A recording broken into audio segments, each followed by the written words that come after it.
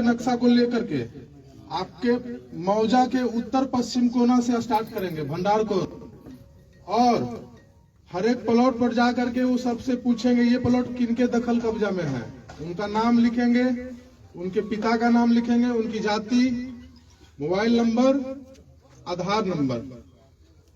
हो सकता है उसमें से कुछ लोग आपत्ति भी करवाएंगे कि सर इस प्लॉट का रसीद मेरे नाम से कट रहा है, इसका दस्तावेज मेरे नाम से है, इसका खतियान मेरे नाम से है, लेकिन दखल मेरा नहीं है। तो हम लोग उस आदमी का, उस व्यक्ति का हम लोग आपत्ति भी नोट करेंगे।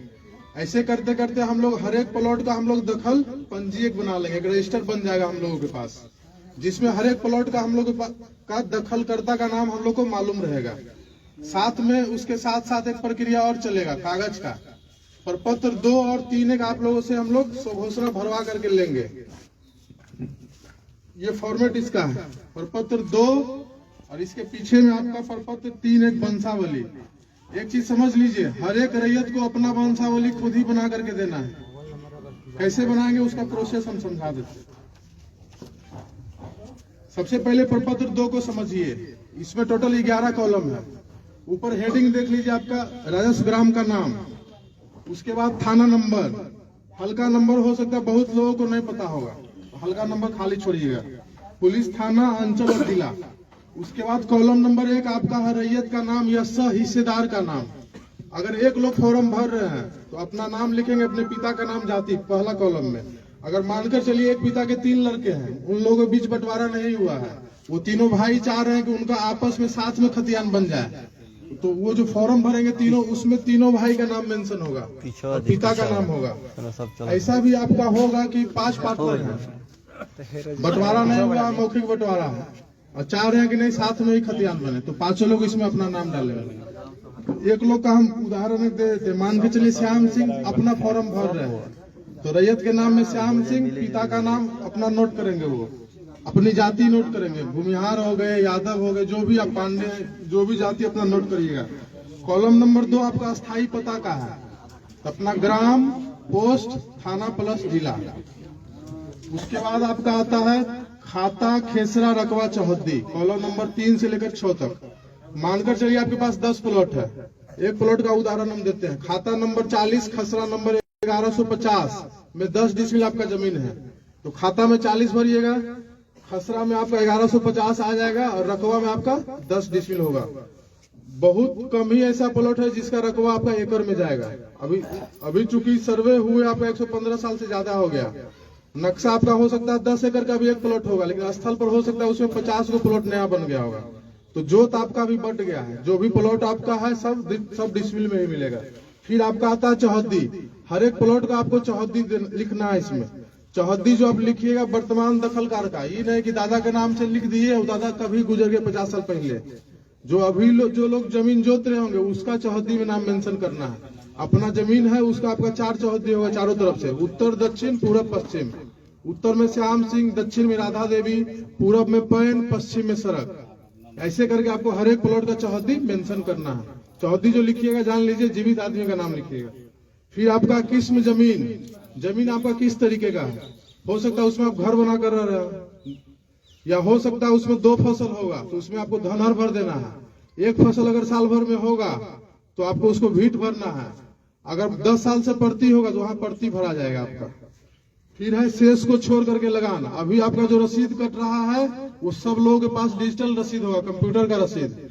अभी से 5 साल 7 साल पहले हाथ वाला रसीद कटता था, तो कंप्यूटर से जो रसीद कट रहा है उसमें देखिएगा शेष को छोड़कर लगान लिखा हुआ है, वो भरना है तो भरिए, नहीं तो अगर नहीं मालूम है तो उसको खाली छोड़ दीजिएगा। फिर आपका जमाबंदी संख्या, हर एक लोगों के पास रसीद कट रहा होगा, कुछ ही लोग ऐसा होंगे जिनके पास रसीद नहीं होगा। ये समस्या तब आएगा जब आपका दस्तावेज का जमीन रहेगा। खतियानी जमीन जिनके ही पास होगा उनका रसीद किसी न किसी के नाम से होगा, हो सकता है आपके नाम से हो या आपके पिताजी के नाम से हो, दादाजी के नाम से हो, परबाबा के नाम से हो, दादी के नाम से हो, रसीद आपके नाम से मिल जाएगा, तो उसका जमाबंदी संख्या आपको नोट कर देना है। फिर आपका कॉलम नंबर 10 है भूमि पर दावा का अधिकार। जो भी आप खाता खेसरा इसमें भर रहे हैं वो जमीन आपको कैसे हासिल हुआ, हो सकता है वो जमीन आपका खतियानी जमीन होगा। मतलब क्या कि 1905 में जब आपका सर्वे हुआ आपके किसी वंशज के नाम से खतियान बना था, वही जमीन आपके वंश में नीचे आते जा रहा है। दूसरा जमीन आपका होगा आप खरीदे, आपके पिताजी खरीदे, आपके दादाजी, आपके कोई भी पूर्वज खरीदे किसी से, वो आपका दस्तावेज का जमीन हो गया। उस प्रकार के जमीन में आपको क्रय लिख देना है। फिर आपका है बंदोबस्त। कुछ लोग को रहने के लिए जिनके पास जमीन नहीं रहता, सरकार 3 डिसमिल जमीन उनको बंदोबस्त करता है, बासगीत पर्चा।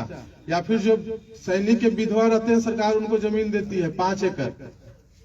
तो जिनके पास ऐसा, या फिर कुछ लोग पास होगा जो नीलामी से जमीन लिए होंगे। पुराना जमाना में आदमी खाने के लिए अनाज नहीं जुटता था, तो आदमी रसीद कैसे कटवाता? तो जमींदार या सरकार उसका अंग्रेज जमीन को नीलाम कर देता था। तो कुछ लोग को जमीन वैसे भी हासिल हुआ होगा।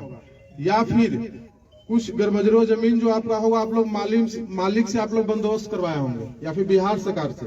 तो जिस प्रकार का जमीन रहेगा आपको उस अनुसार से लिख देना है। खतियानी होगा खतियानी लिखिएगा, अगर दस्तावेज का जमीन होगा क्रय लिखिएगा उस खेसरा के सामने में, अगर बंदोबस्ती पर्चा से होगा तो बंदोबस्त लिखिएगा, दान पत्र से मिला होगा तो दान पत्र लिख देना। फिर आपका 11 नंबर कॉलम है अभियुक्ति। अगर आपको और कुछ जानकारी देना हो तो कुछ लोगों के जमीन पर कोर्ट केस चल रहा होगा, तो उस खेसरा के सामने में कोर्ट केस का जो नंबर आपका होगा मेंशन कर दीजिएगा। आप ये भी मेंशन कर सकते हैं कि सर मेरा केवाला 10 डिसमिल का है, अब हम खेती करने के लिए जा रहे हैं तो जमीन आपका 7 ही डिसमिल बता रहा है, तो तब उस खेसरा के सामने में आप अभियुक्ति कॉलम में लिख दीजिए कि रकबा कम गया स्थल पर। अभी सब चीज हम बताएंगे, उसके बाद अगर कोई समस्या होगा तो पूछिएगा। ऐसे होगा कि फिर आप पूछिएगा, फिर दूसरे लोग पूछे, हम सब बात आपको समझा नहीं पाएंगे, और जो चीज हम आपको समझाने के लिए आए मेरे दिमाग से निकल जाएगा। तो पहले हमको बोलने दीजिए, पहले हमको समझाने दीजिए जितना चीज हम समझाने के लिए आए हैं, तब आपके मन में कुछ क्वेश्चन होगा तो हम लोग उसका समाधान करेंगे।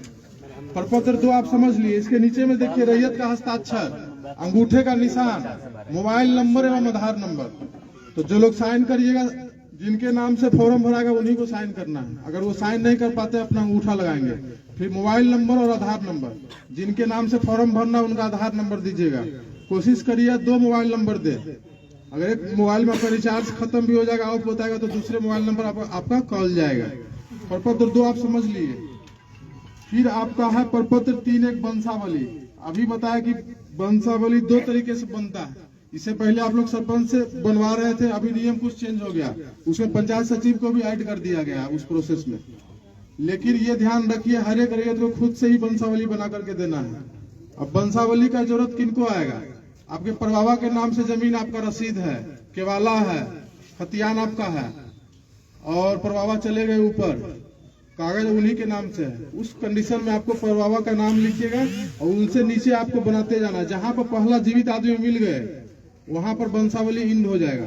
मानकर चलिए मेरे परबाबा के नाम से जमीन था, मेरे पिताजी अभी जिंदा हैं, दादाजी भी चले गए, तो वंशावली जो बनाएंगे परबाबा का लड़का, अगर 3 गो, तीनों का नाम मेंशन करेंगे, उन तीनों से फिर कितने लोग हुए सबका नाम मेंशन करेंगे, पिताजी पर आकर के रुक जाएंगे, फिर मेरा नाम वंशावली में नहीं आएगा। अगर दादाजी जिंदा है तो दादाजी पर ही स्टॉप हो जाएगा वंशावली। मतलब पहला जहां जीवित मिल गए वहां पर आकर के खत्म हो जाना। इसमें भी कुछ चीज आपको भरना है। अंचल आपका हो गया। अब देखिए इसमें कॉलम 3 को दिया हुआ है, जहां पर 5 लोग मिल करके जहां फॉर्म भरेंगे वहां पर उनको समस्या आएगी। फिर लोग छोटा छोटा लिख करके 5 लोग का नाम इसी में लिखना है आपको, क्योंकि जो फॉर्मेट है उसी में भरना। 3 लोग तक के लिए सफिशियंट फॉर्म है वंशावली वाला। उसके बाद फिर आपका देखिए इसमें कॉलम है निवासी, ग्राम, पुलिस थाना, अंचल, जिला, जाति। फिर आपका देखिए लिखा प्रपत्र 2 में अंकित है स्वर्गीय। अभी 90% लोगों के पास जो रसीद आपका कट रहा होगा जमाबंदी, वो उनके नाम से कायम है जो पृथ्वी पर अब है नहीं, तो स्वर्गीय में उनका नाम आएगा, उनके पिता का नाम। फिर आपका है राजस्व ग्राम, और फिर आपका आ गया ग्राम। तो जिनके नाम से रसीद कट रहा है उनका पता फिर पूछा जा रहा था, जो आपका पता है वही आपके दादा का भी पता होगा, तो पता आपका सेम हो जाएगा। फिर आपका है जमाबंदी क्रमांक संख्या, तो जिनके पास 1-2 जमाबंदी होगा भर दीजिएगा। उसके बाद फिर आपका है अंकित खाता संख्या। एक चीज समझिए, हो सकता है किसी के पास 8 खाता में जमीन होगा, 10 खाता में होगा, तो केवाला लिए होंगे तो अलग अलग खाता का जमीन हो जाएगा। फिर तो इतना यहाँ पर स्पेस नहीं है कि आप 200 खाता का मेंशन कर पाइएगा, तो 1-2 खाता लिख के वगैरह कर दीजिएगा।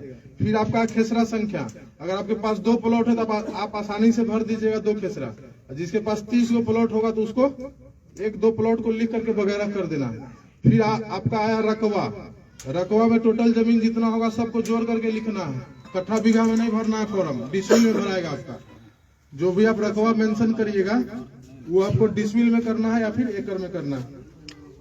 फिर आपका है याचिकाकर्ताओं का हस्ताक्षर, जो लोग फॉर्म भरेंगे उनका साइन होगा। 3 लोग फॉर्म भर रहे हैं, तीनों का ज्वाइंट, तीनों का साइन होगा। 5 लोग भर रहे हैं, 5 का साइन होगा। इसी के पीछे में आपको वंशावली बनाना है। अभी सब बताएंगे, अभी आप जा रहे हैं, कहीं जल्दीबाजी है, सुनिए। इसी के पीछे में आपका वंशावली बनेगा। जैसे बोले अभी परबाबा के नाम से जमीन है तो उनका वंशावली, या फिर आपके दादाजी के नाम से जमीन है। कुछ केस में ऐसा होगा जिनके पास कागज अप टू डेट है। मान के चलिए मेरे नाम से सब जमीन है, हम जोत कर रहे हैं 20 साल से, सारा कागज मेरे ही नाम पर है, तो हमको वंशावली पीछे में बना करके देने का जरूरत नहीं है। वंशावली उनको देना जरूरी है जो कागज है लेकिन वो जिंदा नहीं है। इसी के पीछे में फिर आपको एक चीज और है, देखिए वंशावली में 2 पेज है। इसमें भी सेम आपका वही है जो प्रपत्र 2 में आप भरे, रैयत का नाम, पिता का नाम, अस्थायी पता, खाता, खेसरा, रकबा। अभी प्रपत्र 2 में हम बोले कि हर एक प्लॉट का चौहद्दी लिखना है। इसमें भी आपका चौहद्दी है लेकिन उसको आप खाली छोड़ दीजिएगा, इसमें चौहद्दी नहीं भरना। फिर आपका जो संख्या भरिएगा, साइन करिएगा। अब समझिए, जिनके पास 2 प्लॉट होगा, 3 प्लॉट होगा, उनका 1 पेज में ही भरा जाएगा। जिनके पास 15 प्लॉट होगा, 20 होगा, 50 होगा, उनको ऐसा